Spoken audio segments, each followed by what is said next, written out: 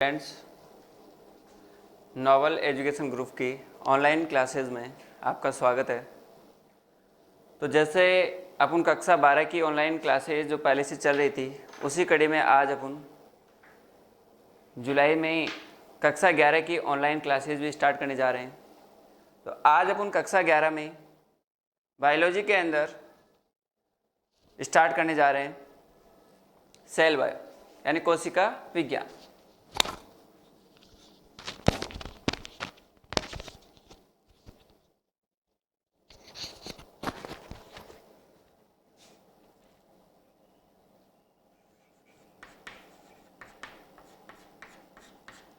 कक्षा 11 जीव विज्ञान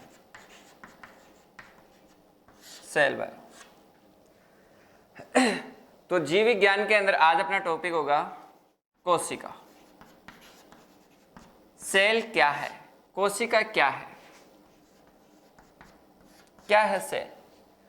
तो कोशिका क्या है, तो जिस प्रकार से आप जानते हो कि एक मकान का निर्माण करने के लिए छोटे छोटे ईंटों के टुकड़ों की जरूरत होती है, यानी छोटे छोटे ईंटों के टुकड़े मिलकर एक मकान का निर्माण करते हैं, उसी प्रकार से प्राणियों के शरीर के निर्माण में कोशिकाएं मिलकर प्राणियों के शरीर का क्या करती है, निर्माण करती है।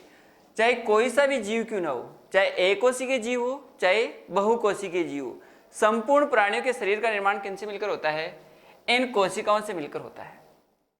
तो कोशिका क्या है, तो जीव विज्ञान की वह शाखा जिसके अंतर्गत कोशिका का अध्ययन किया जाता है वो कहलाती है कोशिका विज्ञान या साइटोलॉजी। साइटोलॉजी एक ग्रीक भाषा का शब्द है। साइटोलॉजी कौन सी भाषा का शब्द है, ग्रीक भाषा। क्लियर। तो कोशिका क्या है, यानी जीव विज्ञान की वह शाखा जिसके अंतर्गत किसका अध्ययन किया जाता है, कोशिकाओं का अध्ययन किया जाता है, वह कौन सी विज्ञान कहलाती है, कोशिका विज्ञान या साइटोलॉजी। और साइटोलॉजी कौन सी भाषा का शब्द है, एक ग्रीक भाषा का शब्द है जो साइटोस प्लस लोगोस से मिलकर बना होता है। अब आपको पता होगा कि कोशिका के बारे में सर्वप्रथम अध्ययन करने वाले वैज्ञानिक कौन थे, कि सर्वप्रथम कोशिका के ऊपर स्टडी किसने की थी।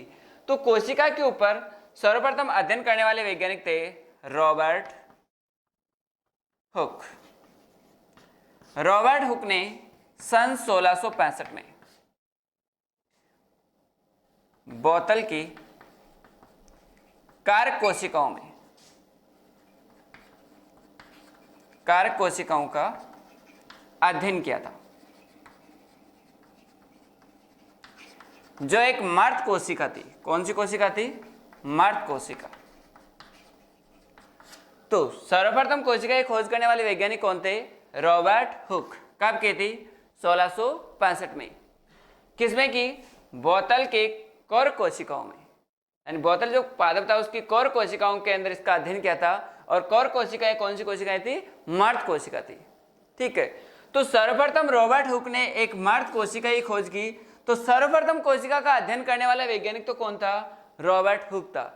लेकिन आपने कई बार नोट किया होगा कि कंपटीशन के एग्जाम्स में क्वेश्चन आता है और अपन उसमें देखने में थोड़ी सी भूल कर जाते हैं। क्या भूल करते हैं, क्वेश्चन दिया होता है कि सर्वप्रथम कोशिका के खोजकर्ता थे, तो सर्वप्रथम कोशिका के खोजकर्ता पूछा जाए तो वहां ऑप्शन में आपका रॉबर्ट हुक भी होगा, ब्राउन भी होगा, एक एंटोन वॉन ल्यूवेनहोक भी होगा।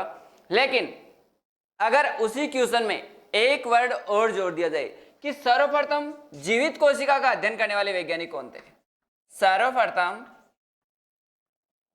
जीवित कोशिका का खोजकर्ता, तो सर्वप्रथम जीवित कोशिका का अध्ययन करने वाले वैज्ञानिक कौन थे, तो सर्वप्रथम जीवित कोशिका का अध्ययन करने वाले वैज्ञानिक थे सन 1674 में एक वैज्ञानिक था एंटोन वॉन ल्यूवेनहोक। तो एंटोन वॉन ल्यूवेनहोक ने क्या किया था कि सर्वप्रथम सन 1674 में कौन सी कोशिकाओं की, जीवाणु कोशिका की, वर्षण के अंदर शुक्राणु कोशिकाओं की, ठीक है, प्रोटोजोआ, इन कोशिकाओं का अध्ययन किया था। तो वो एक कौन सी कोशिका थी, जीवित कोशिका थी। क्लियर। तो यहां आपके दो प्रकार के क्वेश्चन हो गए, एक सर्वप्रथम कोशिका का अध्ययन करता पूछा जाए तो रॉबर्ट हुक, और सर्वप्रथम जीवित शब्द अगर डाल दिया जाए कि जीवित कोशिका का अध्ययन करने वाले वैज्ञानिक कौन थे, तो वो कौन थे? Anton van Leeuwenhoek. क्लियर? कब की थी? 1676 के अंदर। अब कोशिका का अध्ययन हो गया, कोशिका की खोज हो गई। अब कोशिका की खोज होने के पश्चात अब आपको पता होगा कि कोशिका की खोज के पश्चात एक दिया गया कोशिका सिद्धांत। तो क्या है कोशिका सिद्धांत?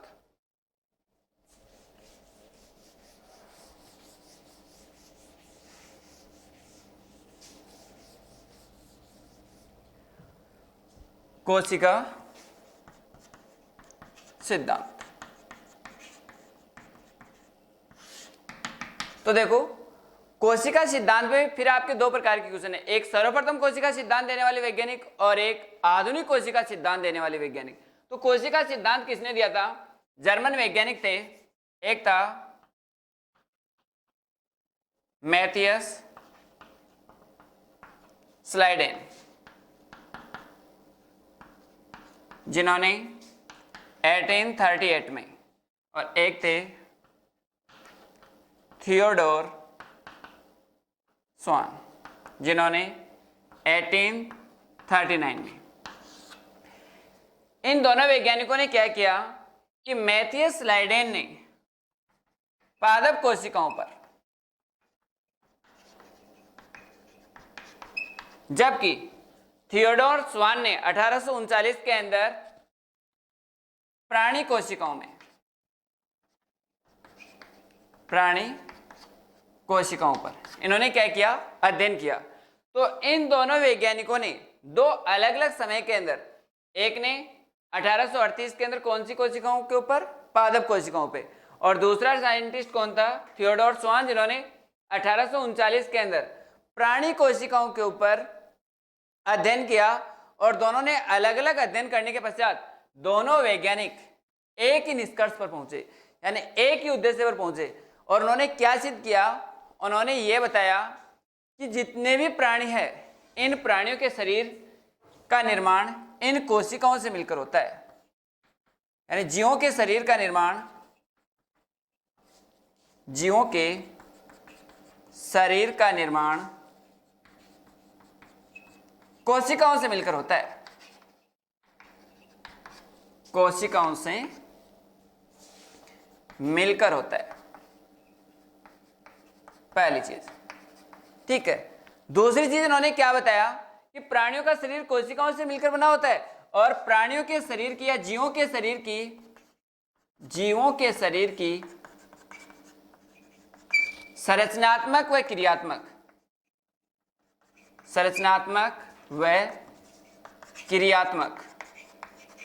जो इकाई होती है, वो कौन है? वो इकाई कोशिका है। ठीक है। तो जीवों के शरीर की संरचनात्मक और क्रियात्मक जो इकाई हो क्या है? कोशिका है। अब यहाँ दो वर्ड आ रहे हैं आपकी परिभाषा में। अगर आपको कोशिका की परिभाषा पूछा जाए तो भी आप क्या बताओगे कि जीवों के शरीर की संरचनात्मक व क्रियात्मक इकाई, और साथ में आज आधुनिक वैज्ञानिक क्या करते हैं, इसमें एक वर्ड और ऐड कर दिया। वो वर्ड क्या है कि जीवों के शरीर की जननशील संरचनात्मक और क्रियात्मक इकाई को क्या कहते हैं? कोशिका कहते हैं। तो एक वर्ड क्या ऐड कर दिया इसमें? जननशील। जननशील क्यों है? जनन होता क्या है? किसे कहते हैं जनन? कि जीवों का अपने समान नए जीव का निर्माण करना ही क्या कहलाता है? जनन कहलाता है। तो जीवों के शरीर की जननशील यानी अपने समान नई कोशिका निर्माण करने वाली, तो जननशील संरचनात्मक और क्रियात्मक जो इकाई होती है वो क्या कहलाती है? कोशिका कहलाती है। ठीक है। तो जननशील जो संरचनात्मक और क्रियात्मक इकाई कोशिका है, तो इसमें संरचनात्मक और क्रियात्मक जो दो वर्ड आए इनका अर्थ क्या होता है? संरचनात्मक, संरचना के आधार पर। संरचनात्मक का मतलब क्या होता है? संरचना के आधार पर, यानी बनावट के आधार पर। जिस प्रकार से कोई भी जीव है तो उसका शरीर किससे बना है? तो बनावट के आधार पर, तो उसको कहते हैं अपन संरचनात्मक। क्रियात्मक, कार्य करने के आधार पर। ठीक है। तो बनावट के आधार पर और कार्य के आधार पर सबसे जो छोटी इकाई है वो कौन है? ये कोशिका है। ठीक है। तो ये दोनों ही बात बताने वाले वैज्ञानिक कौन थे? मैथियस स्लाइडेन और थियोडोर स्वान थे, जिन्होंने पादप और प्राणी कोशिकाओं के ऊपर अलग अलग अध्ययन किया और अलग अलग अध्ययन करने के पश्चात उन्होंने इसका एक ही निष्कर्ष निकला और एक ही निष्कर्ष निकालकर इसको कौन सा सिद्धांत दे दिया, कोशिका का सिद्धांत दे दिया। ठीक है, तो क्वेश्चन पूछा जाए कि सर्वप्रथम कोशिका सिद्धांत देने वाले वैज्ञानिक कौन थे। तो सर्वप्रथम शब्द अगर पूछ दिया हुआ है आपके क्वेश्चन में तो आपका ऑप्शन में आंसर क्या होगा, मैथियस लाइडेन और थियोडोर स्वान। किसने किसके ऊपर किया था, तो दूसरा आपका क्या होगा, अगर आपको ये पूछ लिया जाए कि कोशिका सिद्धांत में पादप कोशिकाओं के ऊपर अध्ययन करने वाले वैज्ञानिक कौन थे, तो कौन बताओगे, मैथियस स्लाइडेन। और अगर आपको यूं पूछ लिया जाए कि कोशिका सिद्धांत में प्राणी कोशिकाओं के ऊपर अध्ययन करने वाले वैज्ञानिक कौन थे, तो वो कौन थे, थियोडोर स्वान थे। कब किया था, तो एक ने 1838 में और एक ने 1839 में, लेकिन दोनों का लास्ट में निष्कर्ष क्या था, समान था, जिसके कारण से इसको कोशिका सिद्धांत के रूप में जाना गया। लेकिन उसके बाद में क्या हुआ, जब थियोडोर स्वान और मैथियस लाइडेन ने दोनों ने कोशिका सिद्धांत दे दिया और जब इन दोनों महाशयों से यह पूछा गया कि आपके कोशिका सिद्धांत के अनुसार आप ये बताइए कि इन कोशिकाओं से नई कोशिकाओं का निर्माण कैसे होता है, तो इस क्वेश्चन के ऊपर ये दोनों ही वैज्ञानिक क्या थे, मौन थे, यानी इनका आंसर उनके पास नहीं था। तो उसके पश्चात क्या हुआ कि एक अन्य वैज्ञानिक था जिसने कोशिका का आधुनिक सिद्धांत दिया था। तो जब स्लाइडेन और स्वान से यह पूछा गया था कि नई कोशिकाओं का निर्माण कैसे होता है, तो बताने में क्या रहे, असफल रहे। तो उसके पश्चात रुडोल्फ विर्चो और एक वैज्ञानिक थे नेगेली।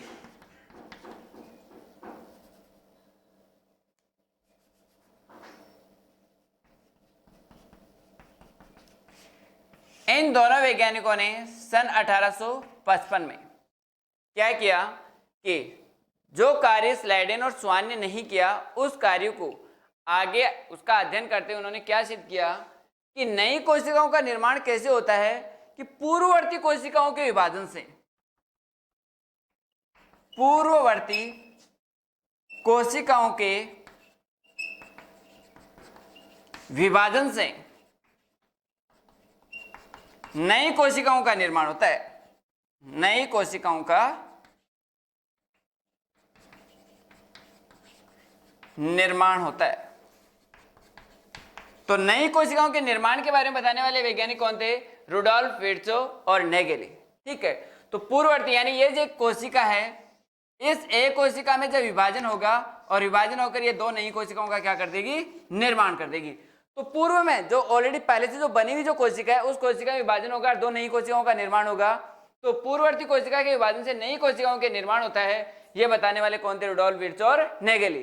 तो इन दोनों वैज्ञानिकों को कोशिका का आधुनिक सिद्धांत देने वाले वैज्ञानिक कहा गया। क्या कहा गया इनको, कोशिका का आधुनिक सिद्धांत, कोशिका का आधुनिक सिद्धांत।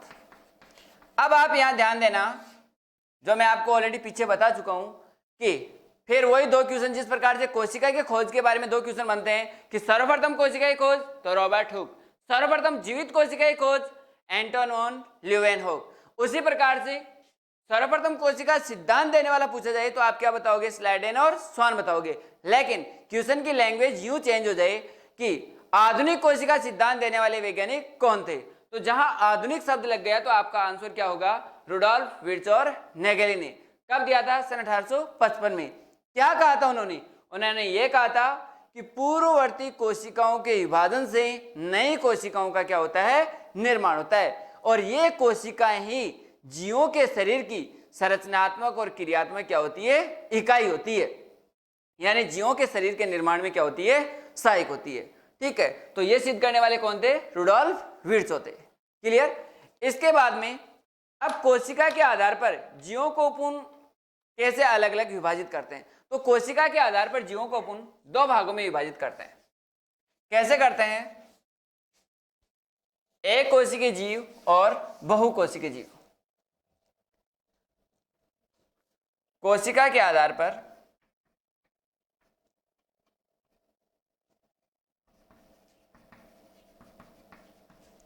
जीवों का विभाजन। तो देखिए एक कोशिकीय जीव कौन से होते हैं और बहुकोशिकीय जीव कौन से होते हैं? एक कोशिकीय जीव और बहुकोशिकीय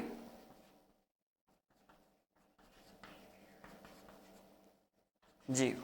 ध्यान देना, वैसे नाम में परिभाषा के अकॉर्डिंग इसकी नाम में इसकी परिभाषा छुपी हुई है। कैसे? एक कोशिकीय जीव, एक कोशिकीय वे जीव जिनका शरीर एक ही कोशिका से मिलकर बना होता है। कौन से जीव कहलाएंगे? एक कोशिकीय जीव कहलाएंगे। क्लियर? तो वे जीव जिनका शरीर कितनी कोशिकाओं से मिलकर बना होगा? केवल एक कोशिका से। कौन सा जीव कहलाएंगे? एक कोशिकीय। एक है बहुकोशिकीय जीव, वे जीव जिनका शरीर एक से अधिक कोशिकाओं से मिलकर बना होता है, तो वो कौन से कहलाएंगे? बहुकोशिकीय। तो एक कोशिका से और एक से अधिक कोशिका से।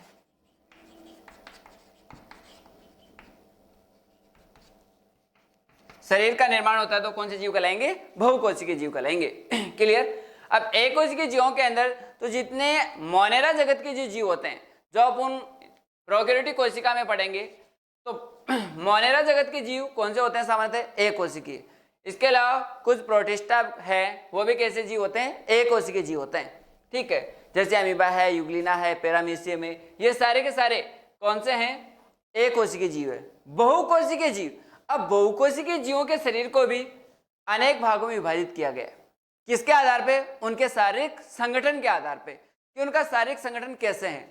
तो कैसे? तो अभी मैंने आपको शुरू में बताया था कि जिस प्रकार से एक मकान का निर्माण छोटी छोटी ईंटों से मिलकर होता है, उसी प्रकार जीवों के शरीर का निर्माण भी छोटी छोटी कोशिकाओं से मिलकर होता है। कैसे होता है? बहुकोशिकीय जीव है, अब एक ही कोशिकीय जीव है तो उसमें तो एक ही कोशिका मिलकर जीव के शरीर का निर्माण कर दिया। कहने का मतलब उनके शरीर की संपूर्ण शारीरिक जो क्रियाएं होती है वो इस एक ही कोशिका से संपन्न होती है। तो वो कौन सा जीव हो गया था? एक कोशिकीय। लेकिन बहुकोशिकीय जीवों में क्या होता है कि उनके शरीर में एक से अधिक कोशिकाएं होती है, यानी अनेक कोशिकाएं मिलकर जीव के शरीर का क्या करती है? निर्माण करती है। अब मान लो इन अलग अलग कोशिकाओं ने मिलकर जीव के शरीर का क्या कर दिया? निर्माण कर दिया।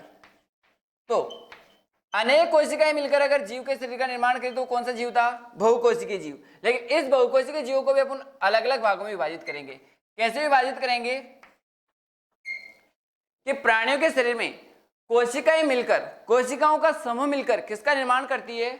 उत्तक का निर्माण करती है। जैसे सबसे छोटी संरचनात्मक और क्रियात्मक इकाई क्या थी? कोशिका थी। कोशिका का समूह मिलकर किसका निर्माण करता है? उत्तक का निर्माण करता है। उत्तकों का समूह मिलकर किसका निर्माण करता है? अंग का निर्माण करता है। और अंगों का समूह मिलकर किसका निर्माण करता है? अंग तंत्र का निर्माण करता है। क्लियर?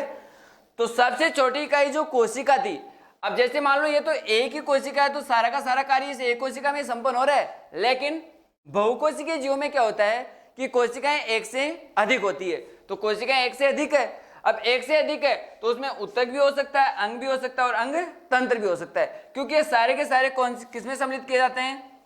बहुकोशिकीय में सम्मिलित किए जाते हैं। तो बहुकोशिकीय में अपन कैसे सम्मिलित करते हैं इनको?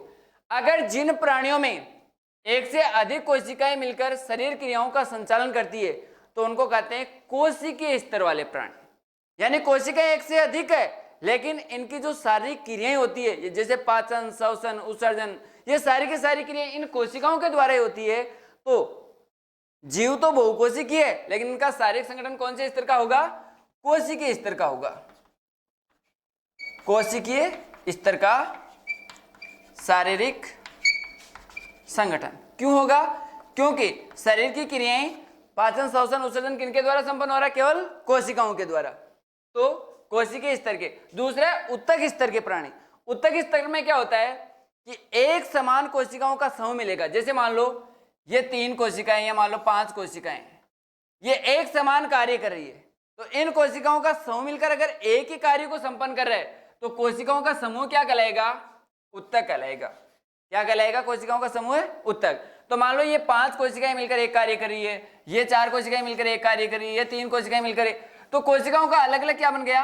समूह बन गया। और कोशिकाओं के समूह को ही क्या कहा जाता है? उत्तक कहा जाता है। तो जिन प्राणियों के शारीरिक संगठन में शारीरिक क्रियाएं कोशिकाओं का समूह मिलकर करती है, कहने का मतलब उत्तक मिलकर करते हैं, तो उनको उत्तक स्तर का शारीरिक संगठन वाले प्राणी कहा जाता है, उत्तक स्तरीय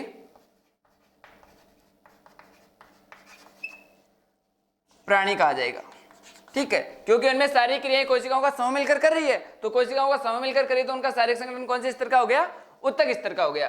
तीसरा है अंग स्तरीय।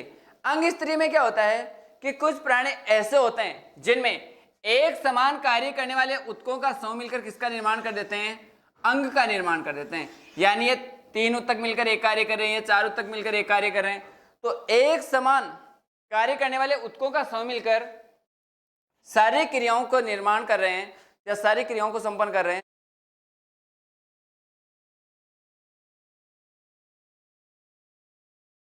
निकलेंगे। क्लियर?